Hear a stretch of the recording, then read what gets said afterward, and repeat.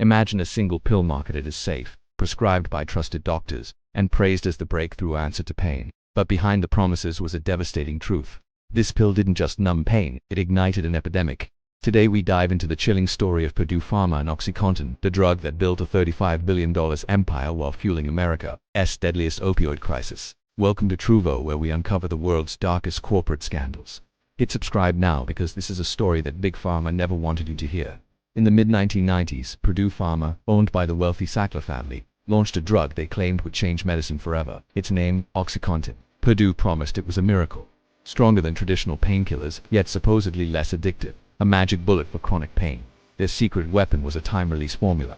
The company claimed it released oxycodone slowly into the body, reducing the so-called high that leads to addiction. Doctors were told patients had only a 1% chance of becoming addicted. That number wasn't based on science, it was based on lies. To push their new blockbuster, Purdue unleashed one of the most aggressive marketing campaigns in pharmaceutical history. Sales reps were trained to tell doctors that OxyContin was safe, effective, and revolutionary. They handed out free coupons for 30-day supplies. They hosted luxury conferences at resorts. They flooded small towns with glossy ads of smiling patients living pain-free lives.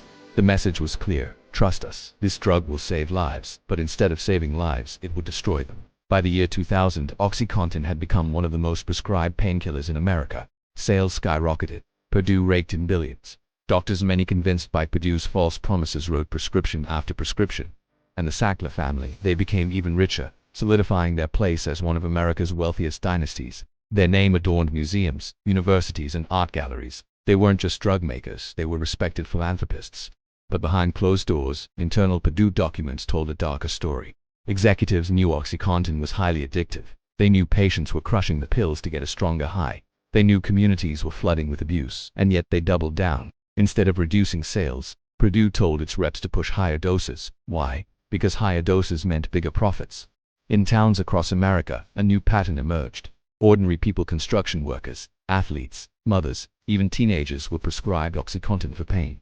At first, it seemed harmless, but soon, they were hooked. When prescriptions ran out, many turned to street dealers. And when pills became too expensive, heroin became the cheaper substitute. Families were torn apart. Babies were born addicted. Small towns, once safe and quiet, were devastated by overdoses and crime. The opioid epidemic didn't discriminate. Rich or poor, young or old, didn't consume anyone who came into contact with it. By the early 2000s, emergency rooms were overwhelmed.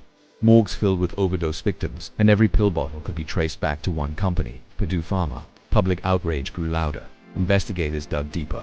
And in 2007, the truth finally cracked through. Purdue Pharma and 3 of its top executives pleaded guilty in federal court to misbranding OxyContin. They admitted they had lied, claiming the drug was safer and less addictive than it really was. The punishment: a $600 million fine. For most companies, that's a crushing blow. But for Purdue, it was nothing. By then, OxyContin had already generated tens of billions in revenue.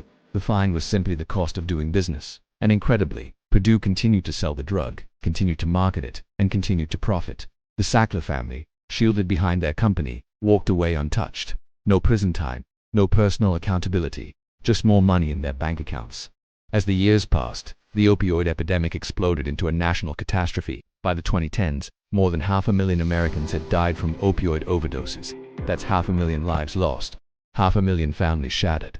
And yet the Sacklers' fortune grew. They quietly shifted billions of dollars offshore, insulating their wealth. They poured money into prestigious institutions, buying a reputation as generous donors while their product destroyed lives. But victims and their families refused to stay silent. Lawsuits mounted. Communities demanded justice. State after state took Purdue Pharma to court. Finally, in 2019, Purdue filed for bankruptcy. The Sacklers agreed to pay billions in settlements. But once again, no Sackler would ever see the inside of a jail cell. Today, the name Purdue Pharma is synonymous with greed, deception, and devastation.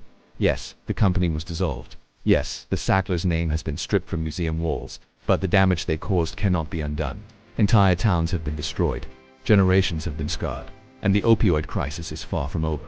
Think about this. One family made $35 billion while millions paid the price with their lives.